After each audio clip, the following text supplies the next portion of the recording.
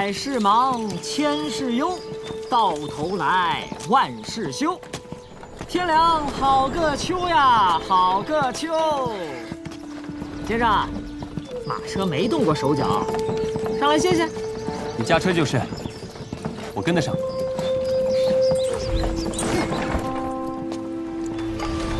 先生是不是后悔自己走得太快了？应该留在大隋多陪陪他们。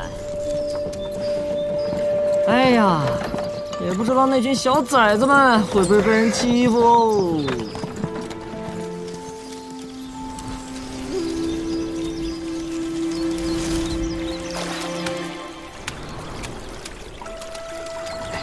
先生，那是过山鲫，能出水半月不死。不过他们对水质要求极高，可能栖息地发生了什么变化，所以这才过山搬家。哎呦，这可是万尾才会诞生一条的金色灵物啊！山上势力最喜欢化养此物，能精准判定宗门灵气流散情况。宝兵肯定喜欢。哎呀，马车是真没动手脚啊！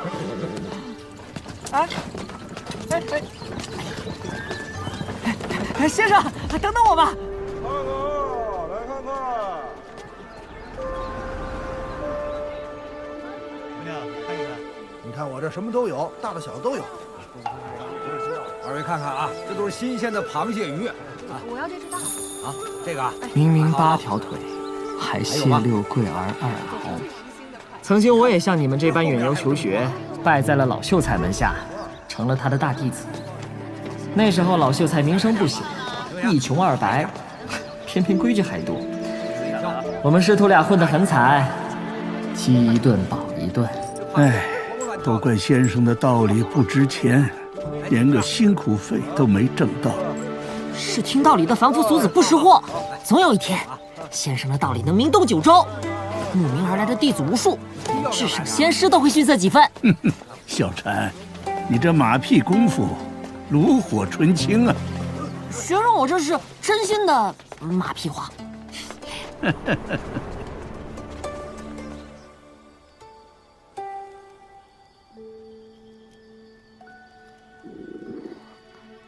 先生，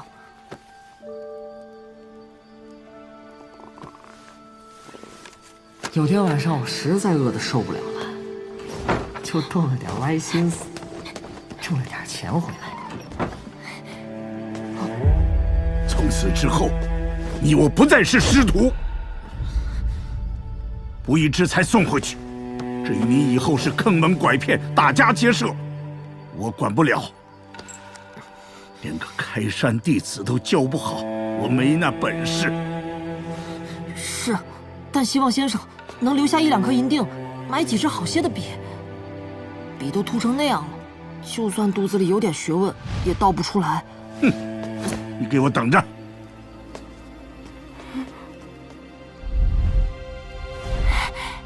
先生不吃？先生牙疼，吃不了这些。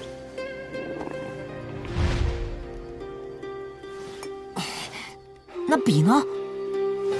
学问在这儿，跑不掉。小禅，这只螃蟹吃了就没了，但先生肚子里这点学问，你只管拿，能拿多少拿多少，不花钱。我们读书人只要1天不饿死，就要讲1天道理。那先生，这段谢六桂儿2毫是不是写错了？螃蟹明明是8条腿。哼，你懂什么？6条腿的螃蟹才叫稀罕。先生就是先生，肚子饿扁了，嘴都是硬的。那是我崔禅第1次离开文胜门来，虽然只有短短1个时辰，这件事就连我那师弟左右齐敬春都不知道。哎，不提了，陈芝麻烂谷子的旧事，灰都瞟我眼睛里了。好，曹府公子驾到！曹府公子来了，快闪开！这，让开！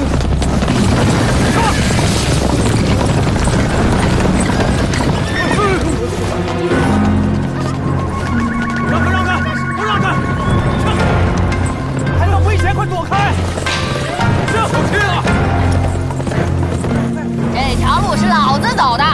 我试试。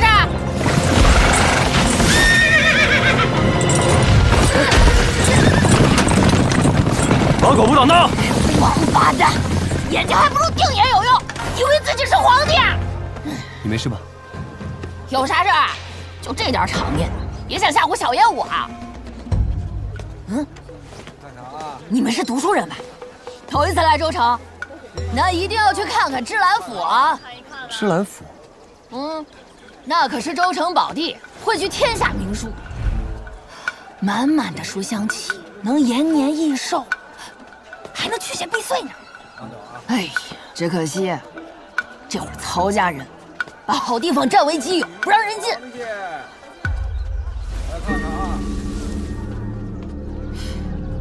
先生，我倒是听说那栋书楼里盘踞着一头活马，看样子该是他蜕皮的时候了，指不定会发生什么变故呢。大白哥，你倒是有些大见识啊！和小爷我聊得来。先生想管？我本事就这么点儿，管不过来。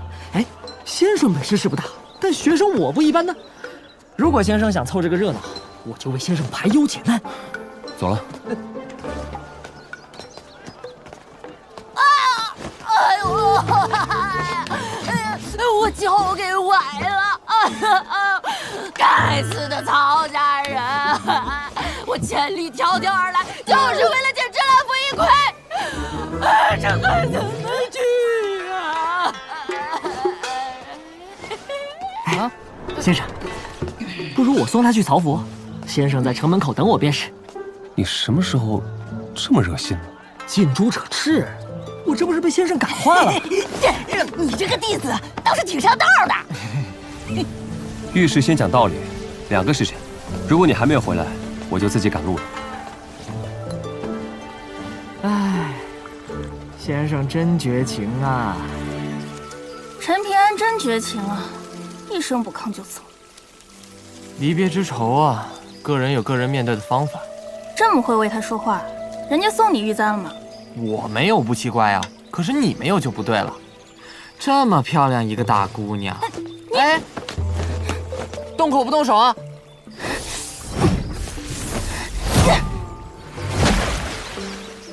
哎，这要是陈平安的鱼竿，你还敢这么泼辣？我跟你姓！你也太勤勉了，就不能休息休息吗？论勤勉，谁能比得过他呀？我不想被陈平安看不起。走那么快干嘛？都没来得及喊你一声小师叔。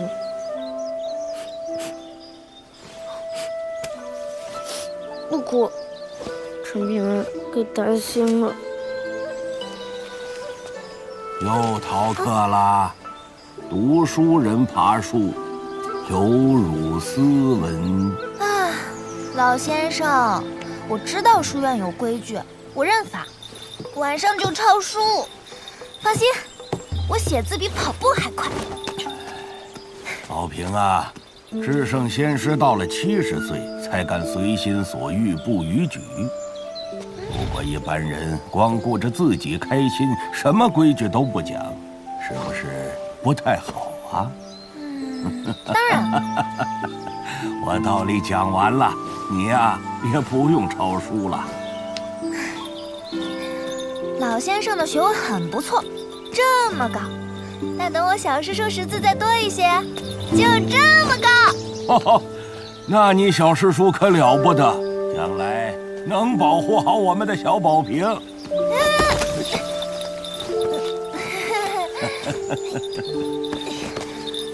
哎，景春，早知道应该见一见那少年的。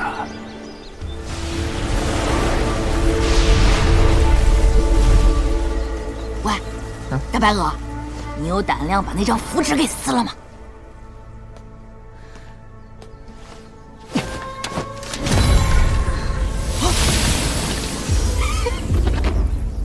你小子行啊，有种！嘿，怎么样？以后跟我混，我罩着你。啊，不敢不敢。我堂堂玉江小郎君，和这儿的水神是好兄弟。嘿，喝酒吃肉，来是想怎么样就怎么样。定。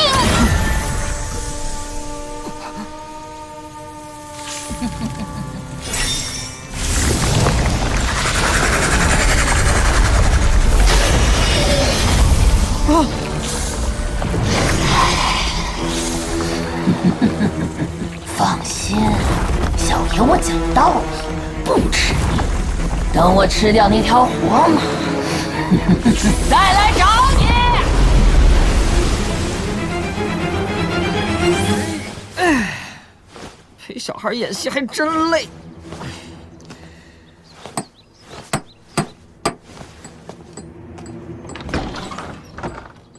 我乃云游四方的散仙，见贵府妖气冲天，特来相助。滚滚滚！哪来的骗子？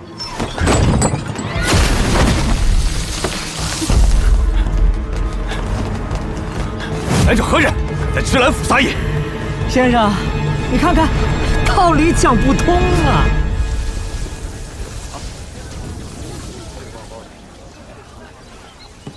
这个也挺好。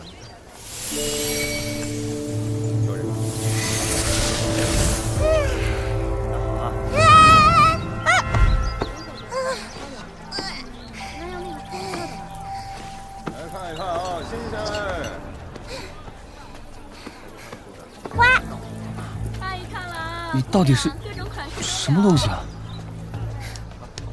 我才不是东西呢。算了。齐先生说，如果你不开心，我可以从槐木剑里出来陪你说话。谢谢。这段时间，我跟着崔东山一路走来，才明白，不是学问大人就会好。这个世道，像崔东山这样学问大的坏人太多了。既然崔东山是个十恶不赦的大坏蛋，为什么文胜老爷还要让他拜你为师呢？我想不通。所谓近朱者赤嘛，所以文胜老爷才希望崔东山能够跟在你身边。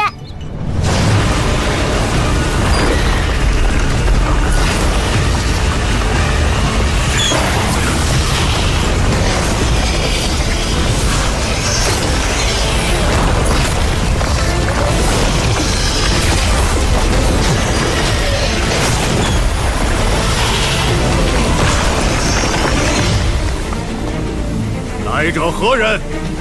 好一个芝兰之士！你们暗中圈养火蟒，汲取书香之气。可惜这玉江之中还有条水蛇，觊觎火蟒已久。它会趁火蟒脆皮虚弱之际将其吞杀，转化为自身修为。你怎知我曹家的事？我还知道，你们明知这场水火之争会害死城内千余人，却非但不提醒城内百姓躲避，反而使了障眼法遮蔽天机。难道是想利用这场浩劫称霸一州？我不管你背后是谁，我劝你曹氏大业莫要插手，不然你就是死的第一个。我的好脾气都在大门口用完了，现在我要登楼。你真当我芝兰曹氏是软蛋吗？我数3个数。3。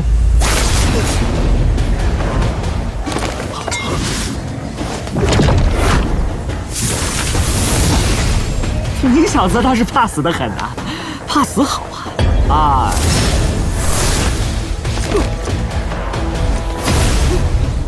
2、1。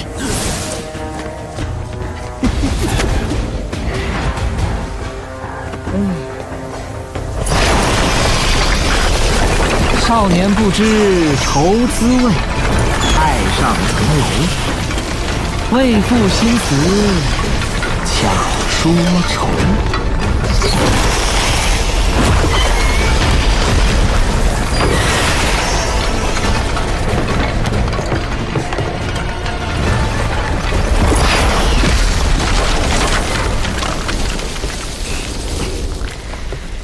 想当年我被爷爷关在书楼苦读圣贤书，若是有你这样的家伙陪我说话解闷，我可能今天也就不会是这个样子了。我把那水蛇放进来，打断了你大道机缘，你不生气？你当时若执意蜕皮，数百年修为就沦为给那条水蛇做嫁衣的下场了。行啊，你小子竟然扮猪吃老虎，不但出手狠辣，眼光还很独到。你要是帮我吃掉那小丫头，以后我让你横着走。乖乖把真身放进来吧。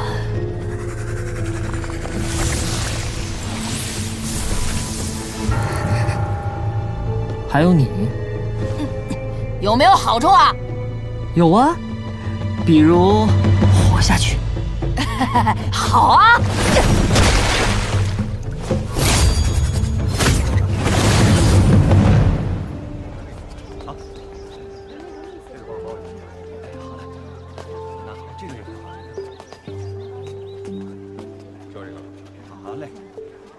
哎呀，解决了你们的麻烦，我却丢了个先生。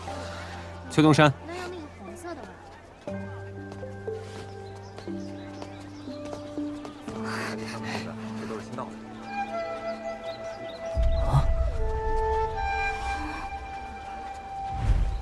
哎，先生放心，我这次可没有滥杀，有几个运气不好的是死有余辜。我相信你。啊，太阳打东边落日了。崔东山，你知道为什么让你跟我一同回乡吗？知道啊，你觉得我是坏人，不安好心，怕我狗改不了吃屎，所以宁肯自己睡不踏实，也不愿意那些孩子出意外。崔东山，你不是好人，但你比我聪明很多，也知道怎么对付坏人，所以我想求你一件事。先生有什么话就直说吧。如果你愿意返回大隋京城，真心保护宝平他们，那从今天起，我就答应你当我的学生。啊！您一言为定。还是算了。先生，其实我早就猜到这一步了，连离别赠礼都准备好了。这条活蟒虽断了大道良机，但自幼汲取书香气，性子温顺，最合适当小书童。那条水蛇性格暴戾些，但能帮先生开山过水，很快就会来磕头认错。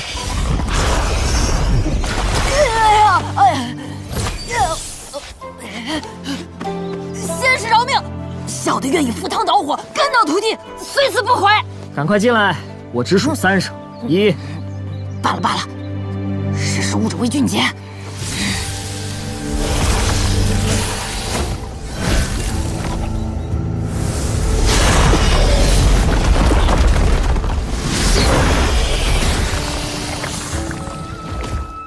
别不识好歹，我家先生是离珠洞天的土财主，只要你们好生伺候着先生返乡，少不了好处。一颗上等射弹石补偿你的损失，可以吗？奴婢愿追随先生。我早就看出老爷你身份不凡，老爷缺不缺暖被窝的丫鬟啊？只要老爷点个头，我就去跟老爷抢过来。抢你的！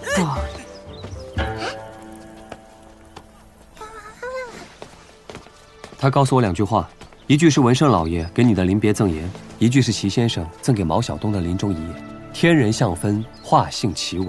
另一句是礼定伦，法治罢。齐敬春的甲子教化，离珠洞天孕育出了这个金色香火小人，文运与武运交融，实属罕见呐。先生不妨将它放在落魄山的山神庙里供奉。既然陈平安认了你做学生，文生老爷的另一句话，我觉得可以说给你听。洗耳恭听。学生问：谢六贵而昂，可是比窝？先生答曰：穷秀才，囊中羞涩也。怎么了？原来谢六贵事出有此。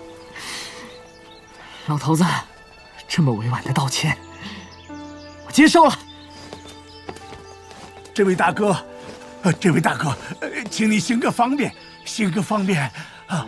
实不相瞒，我今日真是第一次见到螃蟹，以前我连它有几条腿都搞错了。平常总是听人说蟹鲜美无比，可怜囊中羞涩。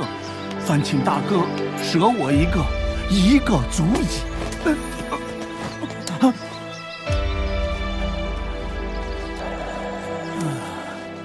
我的真名叫崔婵婵，因为爷爷希望我道德品行、学问修养兼具名山大水之美，治理养全。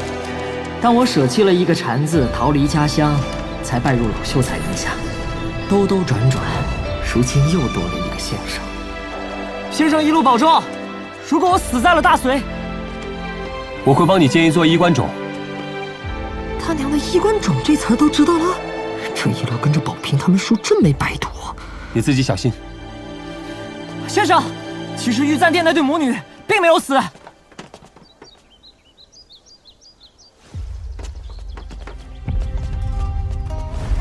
先生起而行之，你我共勉。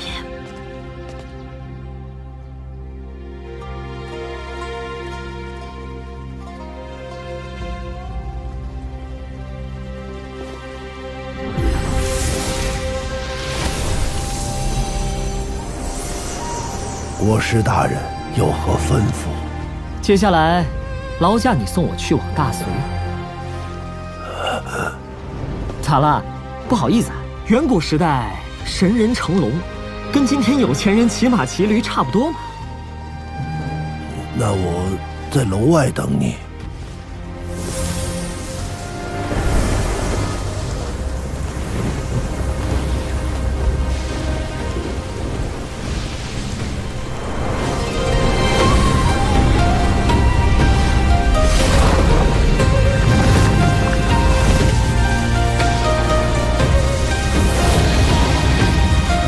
走喽！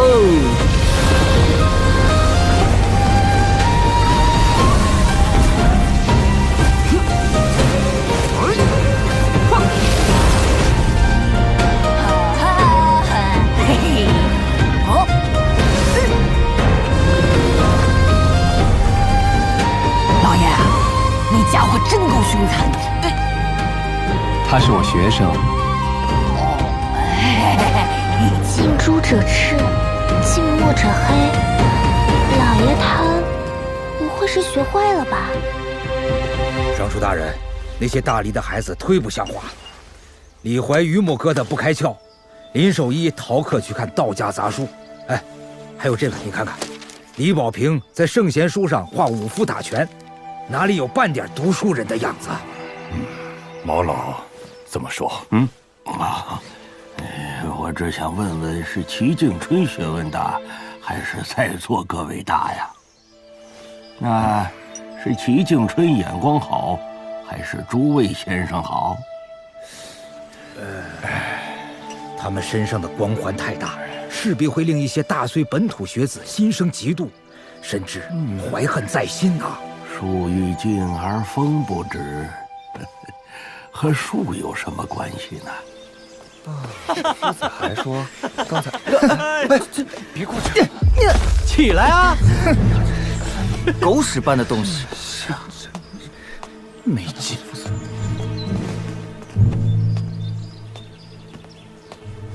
不知道齐敬春金传弟子的屁股踹上去，会不会比踩屎的感觉好点？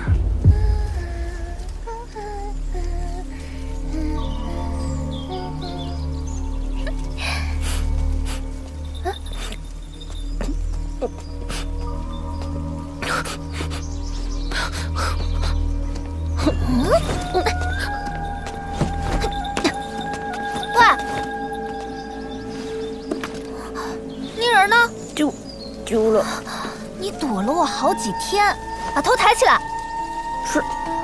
摔了一跤。说，打不过人家，是我舍友，但我一个打3个，没给你们丢脸。走。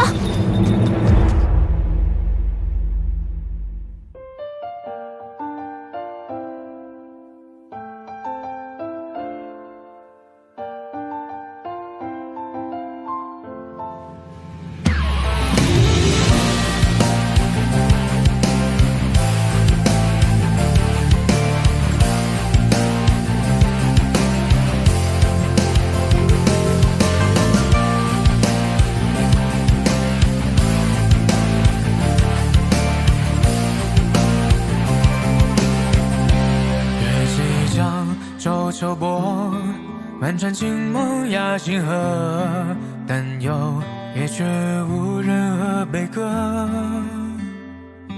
小童作尽看山色，有唱歌，所以站路渔樵也归客。喝金山走江河，我知青山江河乐。父亲为人故人知我乐，洋洋西游互为歌，来个呼啸我，生生所念来人间。